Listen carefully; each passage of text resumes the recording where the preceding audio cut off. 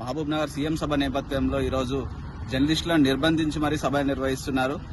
ప్రభుత్వ పథకాలను ప్రజల్లోకి తీసుకుపోయే జర్నలిస్టులను ఈరోజు నిర్బంధాల మధ్య సభలు నిర్వహించాల్సిన పరిస్థితి రాష్ట్ర ప్రభుత్వానికి ఏర్పడింది. గత వారం రోజుల కింద ఎన్టీవీ జర్నలిస్టులను అక్రమ అరెస్టు చేసిన రీతిలో నిరసన తెలిపిన నేపథ్యంలో మళ్లీ అదే నిరసన తెలుపుతారనే భయంతోన జర్నలిస్టుల గొంతు నొక్కే విధంగా ఈరోజు మన తెలంగాణ రాష్ట్ర ప్రభుత్వం నిర్బంధాల మధ్య భయంతోనే ఈ సభలు నిర్వహించుకుంటుంది. దీన్ని పూర్తిగా టీయూడబ్ల్యూజే ఖండిస్తా ఉంది.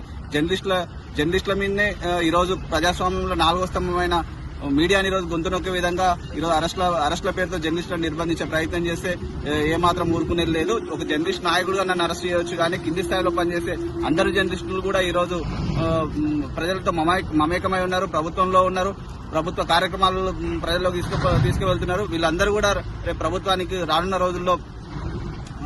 రోజుల్లో ప్రభుత్వానికి ఖచ్చితంగా బుద్ధి చెప్తారని చెప్పేసి టీయూడబ్ల్యూజే గా తెలియజేస్తున్నాను.